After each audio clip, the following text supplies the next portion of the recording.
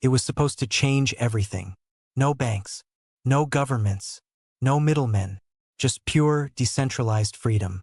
A currency owned by the people for the people. They called it the future of money. But when the dust settled, trillions of dollars vanished. Life savings disappeared. Families were ruined.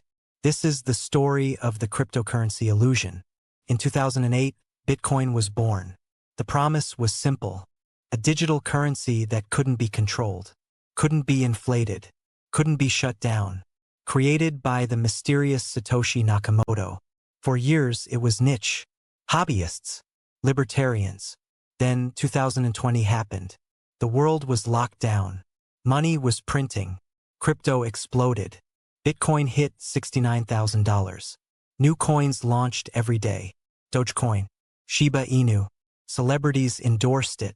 Matt Damon, Elon Musk, Tom Brady. Companies accepted it. Governments studied it. It wasn't just currency anymore. It was a movement. But behind the hype, something was rotting. Let's talk about FTX. In 2019, Sam Bankman-Fried launched a crypto exchange. He was young, brilliant, everywhere. Super Bowl ads, celebrity endorsements, political donations. FTX was valued at $32 billion. Sam Bankman-Fried was called the king of crypto. Then, in November 2022, it collapsed. Overnight, customer funds were gone. $8 billion. Vanished. Where did it go? Luxury penthouses, political campaigns, venture capital investments. The money wasn't invested. It was spent. Sam Bankman-Fried was arrested, convicted, sentenced to 25 years. But FTX wasn't an anomaly. It was a pattern. Terra Luna, once worth $40 billion. Gone in days. Celsius Network. Customers couldn't withdraw their money. Bankruptcy. Three Arrows Capital. $600 million in debt. Liquidated. Voyager Digital. BlockFi. Genesis. The dominoes kept falling.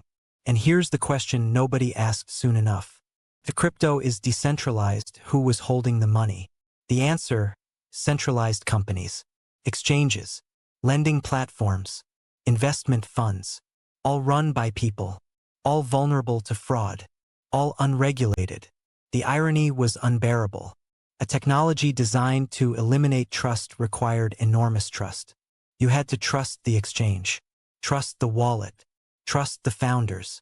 And when that trust broke, there was no recourse, no FDIC insurance, no customer support, no government bailout, just losses. But the illusion went deeper than scams. Let's talk about decentralization. Most cryptocurrencies aren't decentralized. Bitcoin mining is controlled by a handful of large pools, mostly in China, mostly in Kazakhstan. Ethereum is controlled by major staking providers. Coinbase, Binance, Kraken.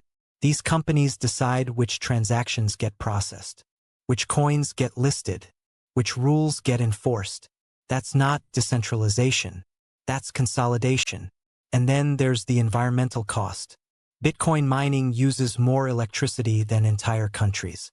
One Bitcoin transaction uses as much energy as an average household consumes in a month.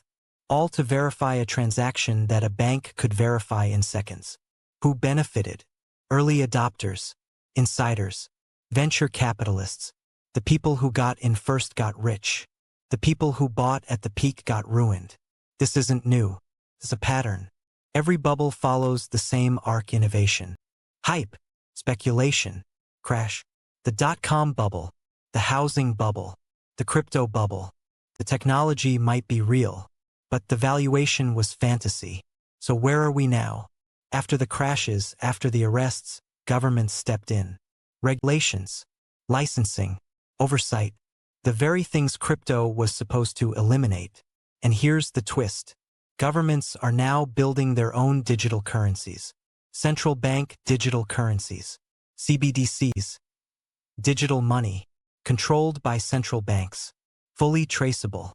Everything crypto promised not to be. China has the digital yuan. The EU is testing the digital euro. The US is researching the digital dollar. The technology won. But the ideology lost. Crypto said, don't trust banks. Now governments say, trust us. We'll do it better.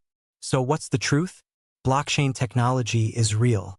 It has uses, supply chains, contracts, verification. But cryptocurrency as money, as an investment, as a revolution, that was the illusion. It wasn't about freedom. It was about speculation. It wasn't about decentralization. It was about concentration. It wasn't about the people. It was about profit. And the people paid the price. Millions of retail investors, regular people, retirees, they believed the promise. They bought the dream. And when it collapsed, they were left with nothing.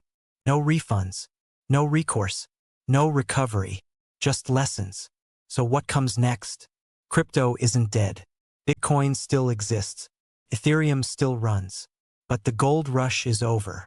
The hype has faded. The survivors are building real use cases, not promises. And the regulators are watching. Close.